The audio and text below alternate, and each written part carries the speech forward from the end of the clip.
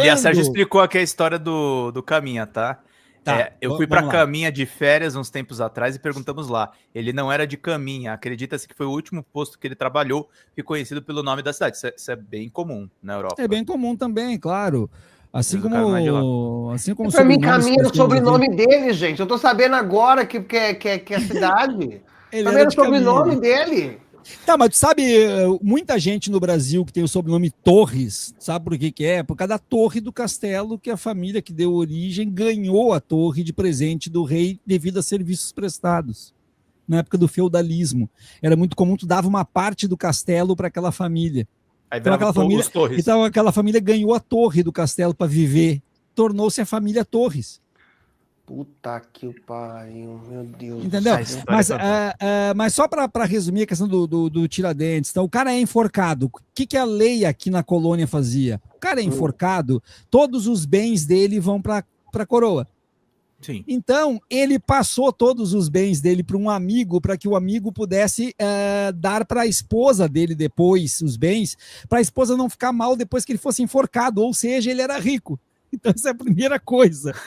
Mas é bem visto, que os caras diziam assim, porque sobrou para o mais pobre dos Inconfidentes ser enforcado. Não, para quem eles achavam que era pobre. Ele deu um golpe nos caras e escondeu a fortuna para a esposa ficar bem. Então já começa por aí, né? Já começa por aí. A outra coisa é a invenção estética, né? O cara não era cabeludo nem barbudo. Eles inventaram o Jesus Cristo para criar o herói da Inconfidência.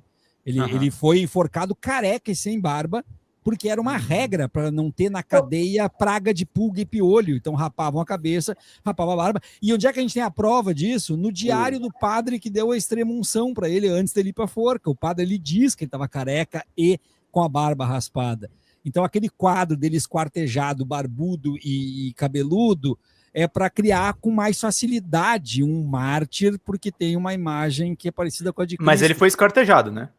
Ele foi esquartejado, tá? Daqui a pouco o Viara vai falar que ele nem morreu. Ele tá vivo até hoje. É aposentado. Mora numa cidade próxima a Belo Horizonte, tem fazenda. Não, ele tá vivo, sou eu, né? Aparece o Viara com a cabeça. Imagina, o cara fala isso, daqui a pouco fala assim, não, ele nem morreu, ele morreu, ele tem uma horta de orgânicos na região metropolitana de Belo Horizonte. Caralho.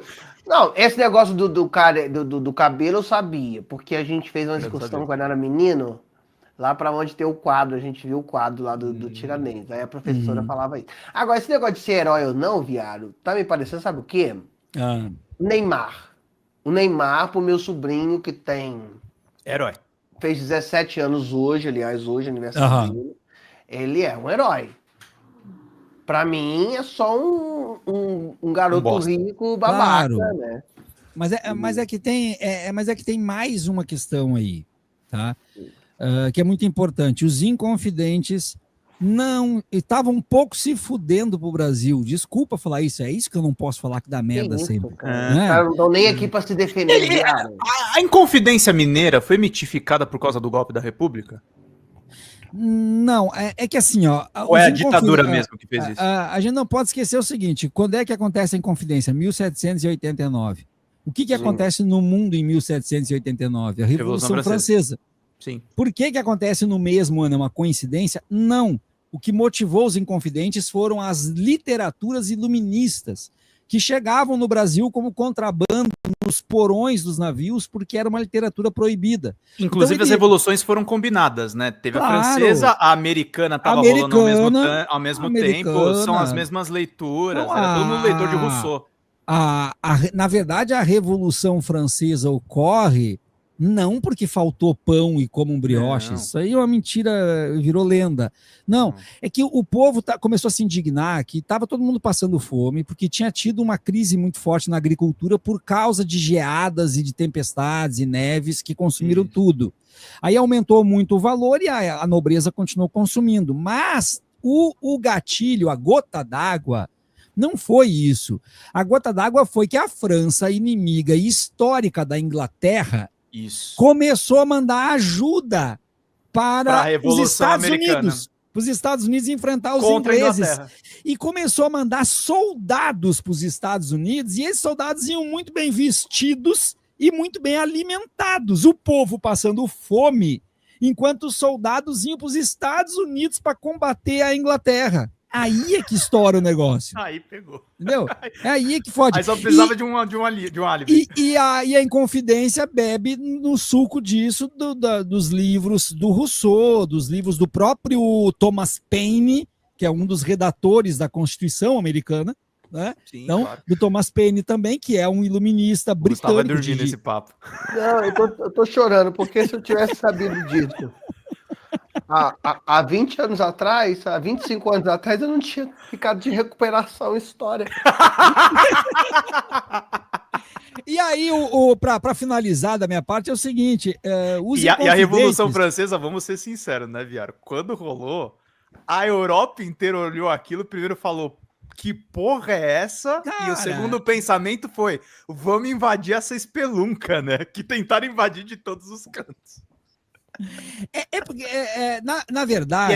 E é daí que surgiu Napoleão Bonaparte. Claro, não, mas é que na verdade, assim, o que a gente tem que falar? A gente tem que saber, os britânicos já sabiam o que ia acontecer, porque os britânicos já tinham tido 2 revoluções antes da francesa, que foi a gloriosa e a puritana. As duas. Eles cortaram as cabeças de todo mundo e mantiveram a monarquia. Exatamente. A puritana ali na metade do século XVII e a gloriosa na segunda metade do século XVII. A francesa só acontece no século XIX pela mesma razão. Era a direita liberal e a direita conservadora, brigando entre si. E eventualmente usando o povão. Eventualmente usando o povão. Que era a esquerda. O povão que era a esquerda, basicamente. Exatamente. Só que o que eu quero dizer é o seguinte: o que acontece em relação à Inconfidência Mineira que não tem nada a ver com o Brasil? A Inconfidência Mineira estava preocupada única e exclusivamente com Minas Gerais. Ponto final. Eles nem tinham ideia do que era Brasil na época. Não tinha. Por isso que chama Inconfidência Mineira. Se você estivesse preocupado com o resto, chamava Confidência Brasileira, palhaço. Mas os patriotas gostam de dizer que ali é o germen do espírito patriota brasileiro. Não é. Os caras estão um pouco se lixando em relação ao Brasil. Era Inconfidência Mineira, tanto é que eles tinham sim ali um movimento separatista, que era para separar Minas Gerais do resto do país. Aí eu concordo. Gustavo tá confidente.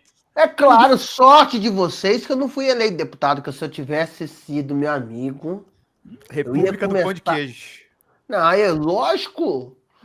Agora só quero mandar um beijo aqui, ó, tia Margarete. Tia Margarete, tá vendo? Você foi uma professora horrorosa, porque você tinha muito horrorosa. Mas olha aí, ó. Aí, tá vendo como é que são as coisas, tia Margarete? Meu Deus do céu, de olho nisso aí. A real é que Inconfidência Mineira e aquelas revoltas todas, se tivessem prosperado, a gente não teria Brasil nem a pau, né, Juvenal? Não, ia ter um monte de país.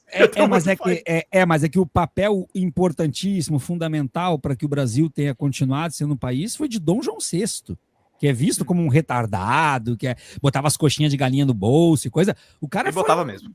Sim, mas o cara foi um baita de um monarca naquilo que a gente conhece como período joanino, ou seja, antes do primeiro reinado, período joanino, os anos que ele fica aqui presente, ele segura a bronca das revoltas do período regencial e mantém o Brasil no momento em que o resto da América, que é a América espanhola, está se dividindo, fraturando em pequenos países, como é até hoje. A América portuguesa se mantém pelo braço duro, pela mão de ferro do Dom João VI. Mas, Pedro, o pessoal que quer participar da conversa estão reclamando que a gente podia ler mais em tempo real. Acho que a gente pode ler algumas coisas. Vamos ler os superchats então, mas eu tô adorando essa aula de história, tá? E eu queria dizer que Dom João VI, se tivesse ficado em Portugal, teria sido morto pelo Napoleão, certamente.